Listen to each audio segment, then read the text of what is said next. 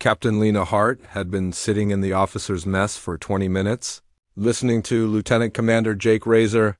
Morrison explained for the third time why women pilots would never have the reflexes for real air-to-air combat. She smiled, politely nodded in the right places, and said nothing about the 11 enemy aircraft she had shot down in her previous deployment. Sometimes it was easier to let people believe what they wanted to believe. Then the alarm klaxon started screaming. The loudspeakers crackled to life with words that made everyone's blood run cold. Scramble, incoming enemy strike package, multiple. Bogies inbound, all available aircraft, immediate launch. This is not a drill, Razor jumped up, knocking his coffee across the table. He looked at Lena with what he probably thought was a reassuring smile and told her not to worry that they had it handled and suggested she head to the shelter. Lena stood slowly, picked up her flight bag, and headed for the door. She paused at the doorway, looked back at the dozen male pilots scrambling for their gear, and allowed herself a small smile. Actually, she said quietly, she thought she would head to the flight line. What happened over the next 47 minutes would become one of the most classified and most legendary air combat engagements in modern warfare.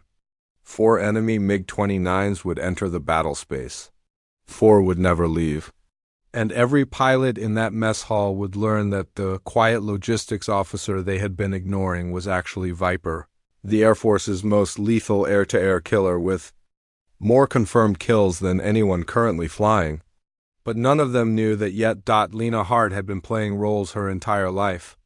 At 5'5", with hazel eyes and brown hair usually pulled back in a regulation bun, she had learned early that being underestimated was often an advantage. People told you things when they did not think you mattered.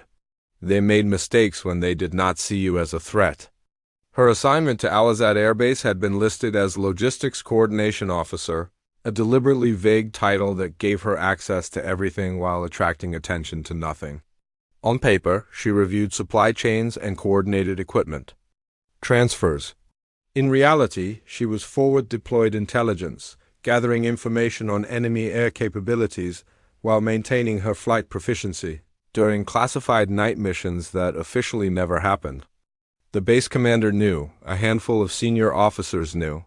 Everyone else saw what they expected to see, a competent but unremarkable captain, who pushed papers and occasionally asked annoying questions about fuel consumption rates.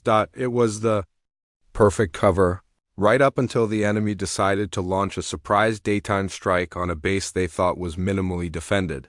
Their intelligence had been catastrophically wrong. Alizad was not a minor logistics hub. It was home to a squadron of F-16 fighting Falcons and a rotating detachment of special operations personnel. The enemy had somehow discovered this and decided to eliminate the threat with overwhelming force before anyone could react. Lena had been in the mess hall conducting what she privately called social reconnaissance, listening to the pilots talk, gauging their skills, their egos, their potential reliability in combat. Razor Morrison was typical, competent pilot, decent skills, massive ego. He had been regaling the junior officers with stories of his almost kills, each story growing more elaborate with every telling. She had heard versions of this story from dozens of pilots over the years. The ones who actually had kills rarely talked about them. The ones who talked constantly about kills rarely had any. Then the alarm sounded and everything changed. The flight line was controlled chaos. Ground crews scrambled to prepare aircraft for immediate launch. Pilots ran from the operations building, already pulling on their flight suits and survival vests. The tower was broadcasting on all frequencies. Unknown aircraft bearing 270, range 80 miles, closing fast, multiple contacts. Estimate 12 to 15 aircraft in the main strike package. Lena moved through the chaos with practiced calm, heading directly for the aircraft revetment that housed her F-16C, the one marked with generic tail numbers and no unit insignia. Her crew chief, Master Sergeant Chun, was already there pulling the chocks and running the final pre-flight inspection. He did not salute as she approached because it would have been too much of a tell for who she really was, but his relief at seeing her was obvious. She was already climbing the ladder before he finished his status report. Full fuel, full combat load, 4 AIM-12 OAMR. 2 IM-9X Sidewinders, full 20mm ammunition, aircraft code 1 and ready. Lena settled into the cockpit. The familiar embrace of the ejection seat, harness, and helmet connected her to the aircraft, and her hands moved through the startup sequence automatically. The Pratt & Whitney F-110 turbofan engine began its distinctive whine. The F-16 had been her aircraft for 8 years. She knew every sound, every vibration, every quirk of the fly-by-wire system. This particular jet, tail number 471, had been with her for 3 years and 17 kills. Some pilots named their aircraft. Lena preferred to let the kill markers speak for themselves. Through her canopy she could see other F-16s beginning to taxi. Razor was in the lead, his aircraft marked with his call sign and an elaborate sharkmouth paint job that violated about 6 different regulations. She taxied out behind the main formation, ran her final combat checks, and when the tower cleared she advanced the throttle to military power, felt the jet strain against the brakes, then released them and slammed the throttle into afterburner. The aircraft leaped forward with 50,000 pounds of thrust acceleration pinning her back into the seat. She rotated smoothly at 150 knots and the F-16 leaped into the air, like it had been launched from a catapult. At 20,000 feet, Lena could see the battlefield developing on her radar display. Razor and his 3 wingmen were vectoring to intercept the main enemy formation. 12 IG-29s and 2 groups of 6 approaching in textbook Soviet-style combat formation. But her radar was showing something else. 4 additional contacts lower and faster, taking a wide flanking route that would bring them in behind the base's defenders while everyone was focused on the main threat. It was a classic hammer and anvil. The main formation was the anvil, obvious and threatening, demanding attention. These 4 flankers were the hammer, sneaking in while everyone was distracted, ready to strike the base while its defenses were engaged elsewhere. And nobody else had seen them yet. The flankers were flying low, using terrain masking and electronic warfare to hide from the base's radar, but Lena's F-16 carried upgrades that were not in any official documentation, including a radar system a generation ahead of what anyone expected. She keyed her mic and reported the contacts to Razor, who pushed back immediately, saying his radar showed nothing. Colonel Hendricks cut in and settled the matter. Viper was authorized and weapons free on the flankers. Keep them off the base. Lena rolled inverted and pulled hard, diving toward the deck and vectoring to intercept the flanking group. She went supersonic at 10,000 feet, the F-16 punching through Mach 1 with barely a shudder. Her radar locked onto the lead MiG at 35 miles. The enemy pilots still did not know she was there. They were maintaining radio silence and focused on their attack run. She armed her UMRA missiles, achieved radar lock on the lead MiG, and squeezed the trigger. Fox 3, the missile streaked away on a white contrail. She did not wait to see if it hit. She was already locking the second MiG, lock Fox 3, third MiG, lock Fox 3. 3 missiles in the air in less than 15 seconds. The enemy pilots still had no idea they were being hunted until the first missile hit. The lead MiG exploded in a fireball visible from 40 miles away. The formation immediately broke, pilots scattering in different directions. The second missile found its target. Another MiG became falling debris and flame. The third missile missed when its target went into a violent defensive break, dumping flares and chaff while pulling maximum Gs. No problem, Lena had planned for this. The 4th MiG was trying to run, going to full afterburner and diving for the deck where ground clutter might hide him, but her radar held the lock. 4th MRAM away, the missile tracked perfectly. The warhead detonated just behind the aircraft, shrapnel tearing through the tail plane and engine. The MiG began trailing. Smoke and fire. The pilot ejected seconds before his aircraft impacted the ground. 3 down, 1 remaining. The surviving MiG pilot was good. Turning hard toward Lena's F-16, trying to get a missile shot before she could engage him. Her radar warning. Receiver screamed as the MiG achieved radar lock and launched.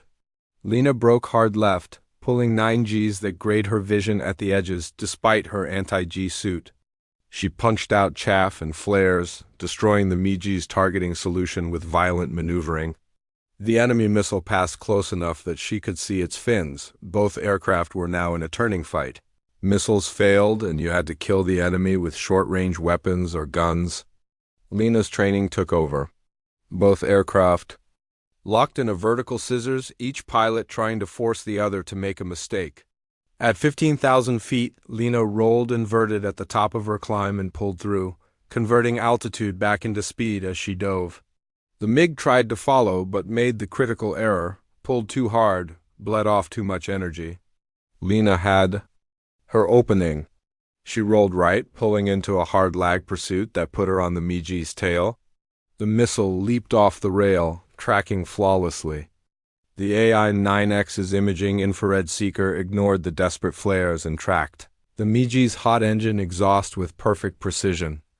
The warhead detonated against the MiG's left engine. Time elapsed. 11 minutes. She reported. His voice came back, and for the first time it held something different, something that was not dismissal. Before he could finish, the radio erupted with the chaos of combat. Warnings, call-outs, missile launches. Lena checked her fuel. Enough for another 15 minutes of combat, and raced toward the main engagement. The main air battle was a swirling furball of 12 aircraft, trying to kill each other in the same piece of sky. Contrails marked the paths of aircraft pulling maximum G. Turns, smoke trails from missiles stitched through the air. 2 parachutes drifted down, one friendly, one enemy. Lena's radar showed the situation immediately. Razor and his remaining 2 wingmen were outnumbered 6-3, separated and fighting for their lives. She came in fast, identified the nearest MiG harassing Razor's wingmen. An enemy pilot so focused on his target that he never saw her F-16 drop in behind him. As she squeezed the trigger on the 20mm cannon, 6,000 rounds per minute of high explosive ammunition walked up the MiG's fuselage. She was already turning to engage.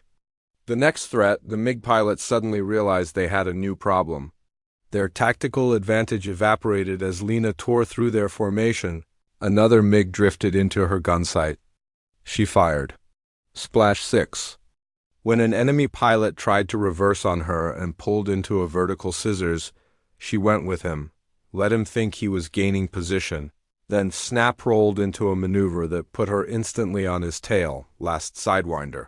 Fox 2, Splash 7, the remaining MiGs broke off and ran, diving for the deck and heading for the border at maximum speed. They had had enough. 12 aircraft had entered the battle space. 7 were destroyed. Her fuel was low and her ammunition was exhausted. When she climbed out of the cockpit, the entire squadron was there waiting. Razor was in front, his expression a mixture of embarrassment and awe. "You are Viper?" he said flatly. "The Viper, 11 kills over Syria, 6 over Yemen, now 7 more. Today, 24 confirmed. You are the highest-scoring air-to-air pilot in the entire Air Force." Lena removed her helmet and shook out her hair. She told him those numbers were from before. It was 28 now. She looked around at the assembled pilots and asked if anyone still had a problem with female pilots not having the reflexes for real air-to-air combat. Silence. "Good," she said. "Then let us debrief this mission and figure out how they got so close without the early warning systems catching them. Because that was the real problem they needed to solve." The debriefing lasted 3 hours. Lena walked the entire squadron through every phase of the engagement, using every contact as a teaching moment. How she had identified the flanking maneuver. Why she had engaged at specific ranges.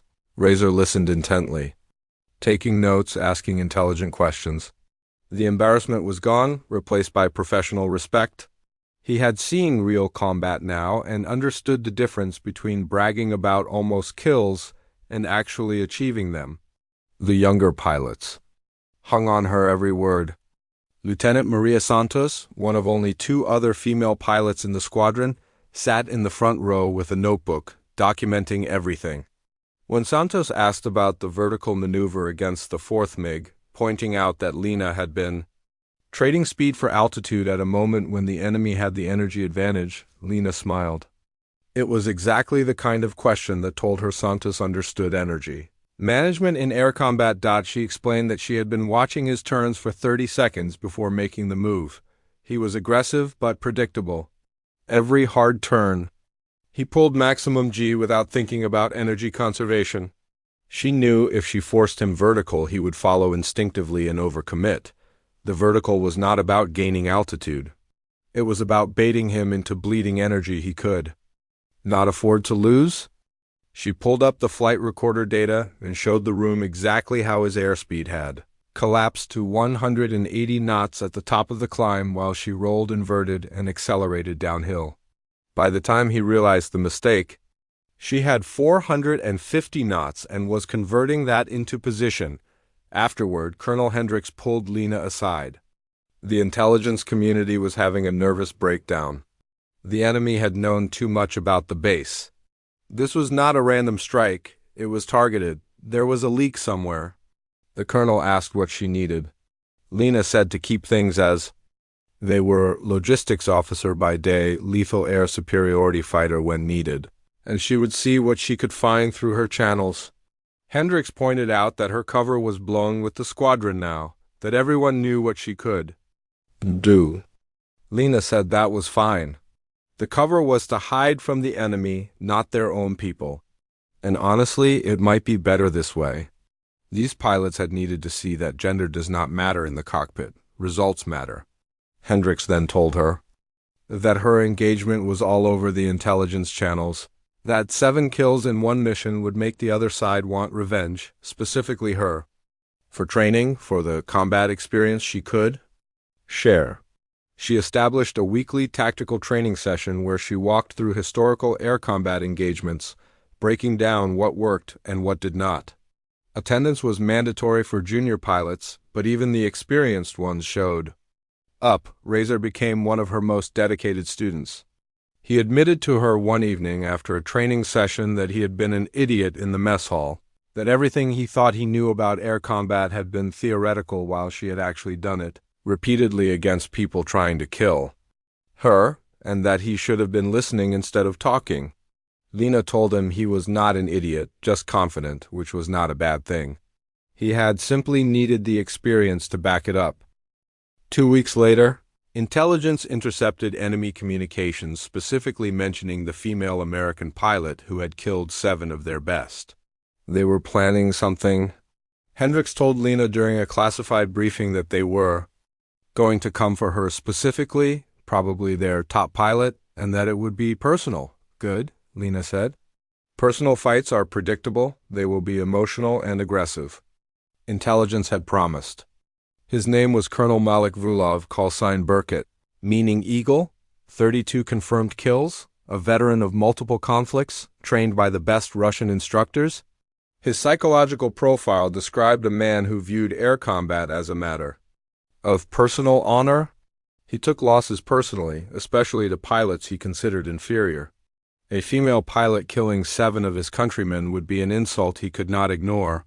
3 weeks after Lena's engagement, Vulov issued a challenge over the tactical frequency that everyone monitored. His English was accented but clear. He identified himself as Burkett, said he knew she could hear him, accused her of murder for killing 7 of his brothers, and challenged her to settle it with honor. 1 aircraft, 1 pilot, when they gathered. In the operations center, Razor said immediately that it was a trap. Probably, Lena agreed. But if she did not respond, he would keep hitting their patrols trying to draw her out, and people would die. Better to settle it directly. Colonel Hendricks refused to authorize it at first, saying it was exactly what Burkett wanted. Lena said with respect that this was happening whether they authorized it or not, that he had made it personal, that if she did not face him, he would escalate until she had no choice, and that at least this way they controlled the circumstances. If it was an ambush, she would handle it the same way she had handled the flankers. Hendricks looked at her for a long moment, then authorized radar surveillance and weapons tight for all other aircraft, with full support standing by if things went sideways. Lena said she would not need it. The next morning she took off solo at dawn, climbing to 20,000 feet over neutral territory. Burkett was waiting, his MiG-29 circling lazily, confident. She checked her radar. No other aircraft. Within 50 miles. Either this really was one-on-one, or his backup was running so low and quiet she could not detect them. She assumed the latter and would be pleasantly surprised if it was the former. They exchanged brief words over the radio before the fight.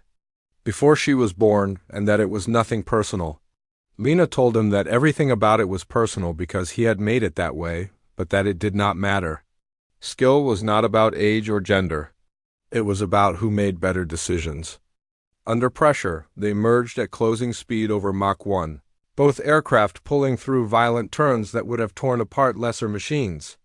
Burkett was everything advertised: skilled, aggressive, unpredictable. His MiG-29 was upgraded with thrust vectoring that gave him post-stall maneuvering capability. The standard F-16 could not match. But Lena had studied every piece of available footage on his previous kills. She knew his favorite tactics, his patterns, his tells. He would be aggressive in the first 2 minutes, trying to establish dominance, then shift to patient and methodical flying. She needed to survive the aggressive phase and exploit the transition. The first 3 minutes were brutal. Burkett came at her with everything, pulling maneuvers that pushed his aircraft to the edge of its flight envelope. The thrust vectoring let him point his nose at impossible angles, getting missile locks that should not have been achievable. But getting a lock was not the same as making a kill. Lena's defensive flying was perfect, breaking locks with precise timing, using terrain and energy management to stay alive while burning through his missile inventory. His first 2 or 7 missiles missed. The third came close enough that she felt the warhead detonate behind her aircraft and heard shrapnel ping off her tail. Damage, but nothing critical. Then she saw what she had been waiting for. Burkett's flying changed. The aggressive maneuvers stopped. He settled into a methodical pursuit, trying to force her into a position where his superior thrust-to-weight ratio would give him the advantage. That was his tell. Time to turn this around. Lena reversed hard, accepting the momentary vulnerability to force a head-on pass. Burkett took the bait, diving in for what should have been an easy gun kill. But the F-16's cannon was bore-sighted slightly. Off-axis, designed for snapshots during high-G maneuvering. She did not need perfect alignment. She needed close enough. They passed canopy to canopy at a combined closure rate of over Mach 2. She fired.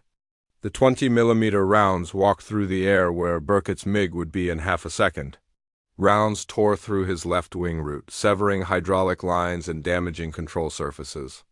Burkett's MiG rolled violently, the pilot fighting for control. His voice came over the radio, frustrated but still professional. "Good shooting," he said. "Very good. But this is not over." He was right. The MiG was damaged, but still flying and still dangerous. Now Lena had the advantage, though. Burkett had to defend, had to manage his damaged aircraft, had to think about survival instead of killing. She pressed the attack methodically, forcing him into defensive maneuvers that aggravated the damage. His MiG began trailing smoke and losing pieces of the left wing. Finally, after 17 minutes of combat, she maneuvered into a position. She called over the radio and told him he was done, that he should eject now or take the missile. That the choice was his. There was a pause. Then Burkett said it was a good kill, that she had earned it, that she was a better pilot than he had thought possible, and that gender meant nothing because skill was skill. He ejected before she could fire. The MiG tumbled out of control and exploded against a mountainside. Lena circled once, verified the parachute had deployed, and headed home. 20-9 confirmed kills. The most lethal air-to-air pilot in American service. Back at base, the squadron met her on the flight line. They had watched the engagement on the data link and seen how she managed every phase of the fight. Santos spoke first, identifying the moment Lena had reversed into the head-on pass and calling it textbook reading of the opponent's psychology. She had waited for him to shift tactics, then exploited the exact moment when his mindset changed. Lena nodded and explained that Burkett was good enough that she could not beat him in a pure energy fight. So she had to beat him psychologically. Make him think he was winning, then turn his confidence into a vulnerability. Razor shook his head in amazement and said that beating their best pilot would make her a legend. Lena smiled and told him she was already a legend. He just had not known it. She headed for the debriefing room, already thinking about the intelligence. Value of the engagement, the lessons to share with the squadron, the next mission waiting somewhere over the horizon. Behind her, the squadron watched her go, the quiet logistics officer who had sat in their mess. Hall listening to them brag about kills they did not have while hiding the fact that she had achieved more than all of them combined. They had underestimated her. The enemy had underestimated her. Everyone always did. That was fine. Captain Lena Hart had built a career on being underestimated, and every time she proved them wrong at Mach 2 with a missile lock they never saw coming. The ones who learned from it, like Razor and Santos, became better pilots. The ones who did not, like Burkett, learned the hard way that assumptions in combat are deadly. In the ready room later, someone had already updated the squadron kill board. At the top, in neat letters, Viper 29. Below it, someone had added 4 words. They did not know, then they found out.